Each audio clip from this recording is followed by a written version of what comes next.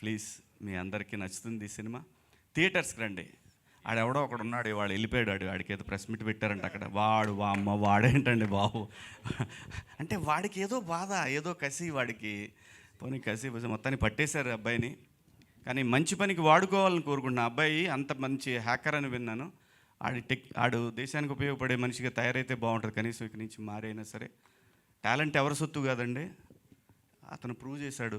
చేసింది చాలా దుర్మార్గమైన పని అయినా సరే అతని టాలెంట్ గురించి వింటుంటే వాడు నిజంగా ఒక దేశానికి పనికొస్తాడు కదా ఈ మనిషి, ఎక్కడన్నా సెక్యూరిటీ సిస్టంలో వాడు యూజ్ చేసుకోవచ్చు కదా ఇతన్ని అని అనిపించింది నాకు. కానీ తెలిసి తెలియని వయసు, ఖచ్చితంగా ఏదో డబ్బు లేని తనం ఇవన్నీ వెంటబడి అతని మైండ్లో ఇలాంటి ఒక ఆలోచన వచ్చి చాలామందికి ఇబ్బంది పెట్టాడు. చాలామందికి ఇబ్బంది, తనకు తెలియదు, చాలామందికి ఉపయోగపడుతున్నా అనుకున్నాడు. కానీ బట్ మనకంటూ ఒక రాజ్యాంగం, దానికి లోబడి అందరం బతకాలి కాబట్టి దాన్ని వదిలేశాడు. కానీ ఇక నుంచైనా అతను మారాలని కోరుకుంటున్నాను. సినిమా థియేటర్లో ఉన్న ఎక్స్పీరియన్స్ దేంట్లోనూ ఉండదండి.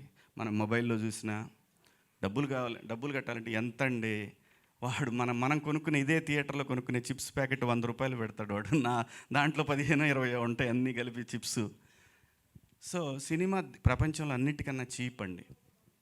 అంటే కొంతమంది మాట్లాడాలని మాట్లాడుతూ ఉంటారు కానీ ప్రపంచంలో అన్నిటికన్నా చీప్ వస్తువు ఏదైనా ఉందంటే 3 గంటల సేపు దాన్ని, ఒకవేళ ఆ సినిమా బాగుంటే జీవితాంతం గుర్తుంచుకునే ఒక ఎంటర్టైన్మెంట్ అండి. అది లైఫ్ లాంగ్ గుర్తుంటుంది ఆ సినిమా.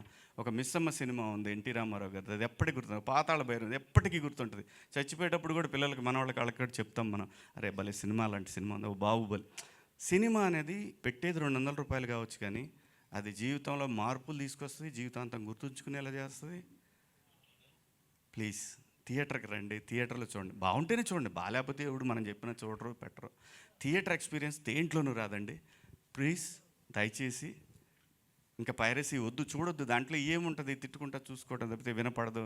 మళ్ళీ వాడిని పెట్టినోడిని తిడతా, ఈ ఎదవ మరి పెట్టినాడు కనీసం సౌండ్తో పెట్టలేదని వాడిని తిడతాం, రకరకాల ప్రాబ్లమ్స్ అన్నీ. సో ప్లీజ్ అండి, పైరసీని ఎంకరేజ్ చేయొద్దు. ఇది సినిమాకి చాలామంది పని చేస్తారు కాబట్టి వాళ్ళ జీవితాలు, అందరి జీవితాలు ఉంటాయి. ఒక్కొక్కళ్ళం ఒక్కొక్క పనిలో పడి బతుకుతూ ఉంటాం. ఎవరి బతుకు కూడా పాడవకూడదు. సో అని నేను ఒక దండోరా వేస్తున్నాను. ప్లీజ్ దయచేసి ఇలాంటివి ఏమి ఎంకరేజ్ చేయకండి ప్లీజ్. థ్యాంక్ యూ అండి, థ్యాంక్ యూ. ఇంత మంచి అవకాశం ఇచ్చినందుకు మీ అందరికీ కృతజ్ఞతలు. ఇంతసేపు మిమ్మల్ని అందరినీ వెయిట్ చేయించినందుకు మీ అందరికీ సారీ అండి, జర్నలిస్టులందరికీ కూడా sorry. Thank you so much.